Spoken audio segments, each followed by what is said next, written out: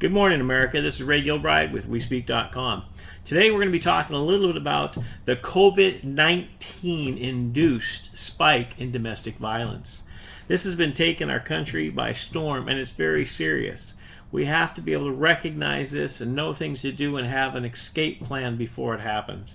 So we're going to have a lot of people coming on the next few weeks, but today we're very, very grateful to have America's Sheriff David Clarke, the author of Cop Under Fire, on the show talking a little bit about how he feels about this and what he feels causes it.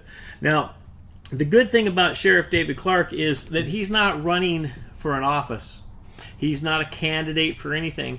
He's a true patriot who loves our country and loves the people in it and understands and loves the Constitution. So when we turn to Sheriff David Clarke and ask information like this, we can guarantee that we're getting straight up information, not skewed one way or another, but it's the facts as it should be. So let's talk to David a little bit about some of this stuff. Hello, David. Welcome. We have a question for you. Why do you see this coming on, and what's your input on this? Well, the reason why this goes on is it's a simple human nature thing. As a cop, 40-year cop, police officer, we understand human behavior and human nature because we're dealing with it every day. And when people can't figure things out, what do? What's the first thing you do? Call the police, call 911. So we understand cops, I think, better than most people. We understand human nature. And anytime you have human interaction on an increase, you're going to have the potential for conflict. More human interaction, more conflict. It is a natural dynamic. And so when you look at what's been done to people, they've been thrust into this environment 24/7, house arrest, work from home, shelter in place, all of these, this wordsmithing going on. It's really house arrest. Are there suggestions of what people can do if they see this coming on? Everybody doesn't have a 5,000, 10,000 square foot home where they could easily separate inside the home. What needs to happen here is, not social separation in the public square, social separation inside the home, so people can give themselves a break from each other, and they can, they can press that pause button, so to speak. Kids like to go to the bedroom, hang out in the bedroom, close the door. Everybody, most homes, I should say, not everybody, have an office space. I know I have mine. You can see the backdrop here. I can come down here anytime I want. I got my computer down here. I have books down here. I have TV down here. I have radio down here, so I can get away. And I'm not talking about just separating from my wife, but sometimes she needs a break from me, for heaven's sakes. The effects of this could last for years. It could destroy someone's life. What do you have to say about that, Sheriff? The law of unintended consequences. This is, like I said, what happens when, with fear-based public policy, people do not take the time. They rush into this. They don't listen, have discussions with people, throw things around. One of the things in decision making, especially when you're crafting public policy, it's going to have an impact on a lot of people.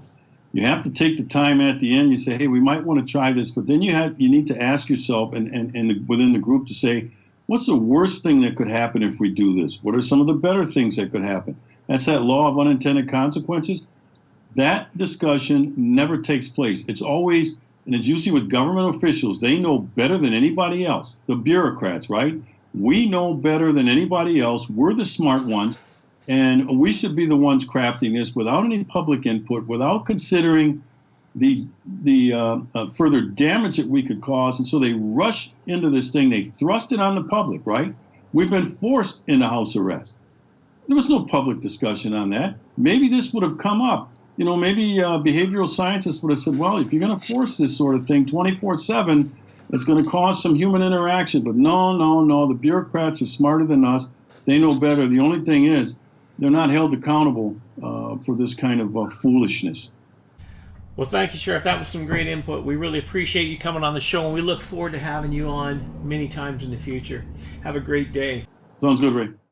Well, ladies and gentlemen, there you have it from America's Sheriff David Clarke. And that's some good wisdom. But we have some other wisdom to talk about, too. So we talked about the book Cop Under Fire from Sheriff David Clarke, but there's another best-selling author, another best-selling book that has a lot of answers, too, and it's the Bible. Now, some of you may not like what I'm about to say, but it's kind of truthful and falls right alongside it.